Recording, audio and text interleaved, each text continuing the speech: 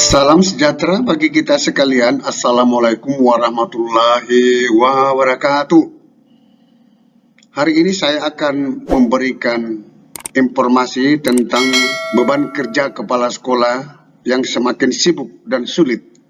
Kenapa? Dengan keluarnya peraturan menteri yang baru, ternyata beban kerja kepala sekolah semakin sibuk dan semakin sulit. Kenapa semakin sulit? Kenapa semakin sibuk? Kita akan melihat peraturan menteri ini. Inilah Permendikbudristek Republik Indonesia nomor 40 tahun 2021 tentang penugasan guru sebagai kepala sekolah. Di mana beban kerjanya? Nanti akan kita lihat. Permendikbud ini masih baru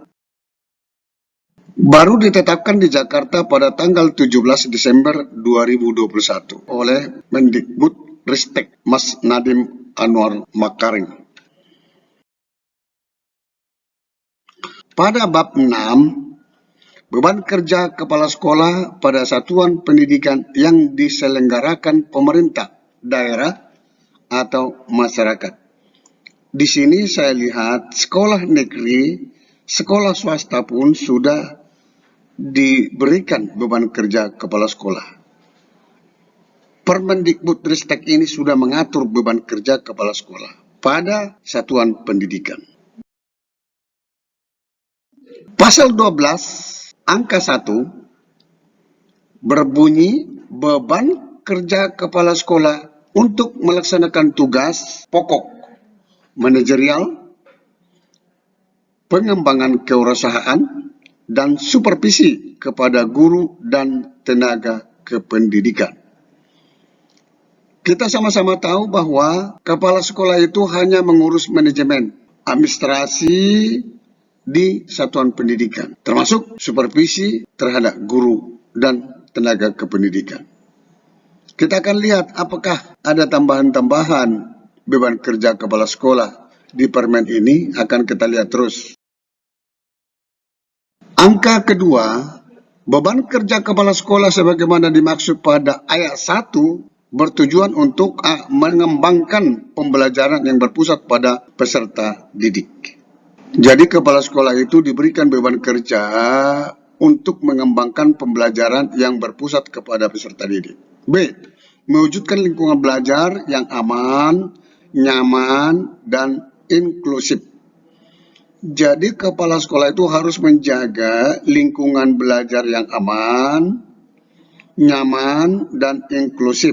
Tidak ada ancaman-ancaman ataupun bully di antara anak-anak pada saat di lingkungan belajar, pada saat di sekolah. C. Membangun budaya refleksi. Ini yang baru ya. Membangun budaya refleksi dalam pengembangan warga satuan pendidikan dan pengelolaan program satuan pendidikan. Budaya refleksi inilah yang sedang dikembangkan oleh kementerian. Bagaimana kita mengembangkan itu? Membangun mulai orang tua, guru, siswa, maka budaya refleksi itu harus dibangun oleh kepala sekolah. Bagaimana triknya? Itu merupakan beban kerja kepala sekolah. D. Meningkatkan kualitas proses dan hasil belajar peserta didik. Untuk sekarang ini, sekolah-sekolah penggerak yang diprogramkan oleh Kemdikbudristek tidak hanya mengandalkan hasil belajar, tetapi kualitas proses belajar mengajar anak kita itu, kualitas proses manajemen juga harus ditingkatkan oleh kepala sekolah. Itu beban kerja kepala sekolah.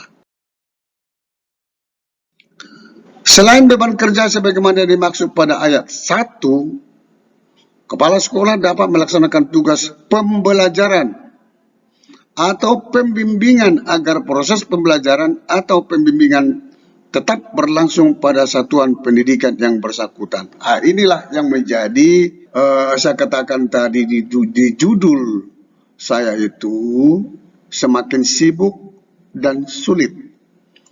Ini diperhadapkan kepala sekolah, tanggung jawab manajemen, tanggung jawab pengembangan sekolah, tanggung jawab pembentukan profil pelajar Pancasila. Sementara dia harus melakukan tugas lagi mengajar. Tugas pembelajaran itu mengajar loh. Tugas pembimbingan itu dia berhadapan dengan siswa lagi. Ini merupakan suatu pekerjaan yang sulit. Kapan dia memanajerial, kapan dia mengajar? Kalau dibebankan sama dia semuanya, sama kepala sekolah, saya yakin ini bisa jadi sakit kepala sekolahnya. Sakit apa? Kelelahan. Karena dia nanti menghadiri rapat, menghadiri workshop. Belum lagi dia harus mengajar. Mengajar itu harus ada RPP. Itu sangat repot sekali. Sangat sulit dilakukan oleh kepala sekolah semuanya ini. Inilah makanya saya bilang bahwa beban kepala sekolah di peraturan menteri ini semakin sibuk dan semakin sulit. 4. Pelaksanaan tugas sebagaimana dimaksud pada ayat 3 yang saya katakan tadi. 3 itu adalah guru harus, kepala sekolah harus mengajar, harus membimbing lagi. Itu dilakukan dalam hal terjadi kekurangan guru pada satuan pendidikan. Wow. Di sekolah-sekolah daerah 3T, di sekolah-sekolah daerah terdepan, terluar, tertinggal, itu rata-rata masih kekurangan guru. Dia sudah jauh di pulau-pulau ataupun di desa-desa yang terisolir, kepala sekolah lagi yang harus mengajar. Kepala sekolah lagi yang harus memberikan bimbingan kepada siswa. Dia manajerial, tanggung jawab dia keurusan, tanggung jawab dia untuk mengawasi proses pembelajaran, kualitas proses, kualitas hasil belajar. Ini sangat memberatkan kepala sekolah. Makanya kalau ini dilakukan oleh kepala sekolah, maka dia akan semakin sulit dan semakin sibuk. Bisa saja nanti mereka ini tidak menarik lagi seorang kepala sekolah apabila dibebankan semuanya kepada kepala sekolah.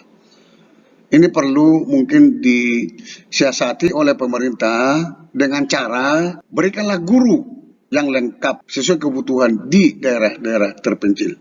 Yang menerima kesulitan, kesibukan ini adalah rata-rata kepala sekolah yang di daerah-daerah 3T. Sampai ketemu pada video berikutnya di channel ini. Jangan lupa dukung terus channel ini dengan cara klik subscribe, like, dan loncengnya. Semoga bermanfaat. Wassalamualaikum warahmatullahi wabarakatuh. Shalom.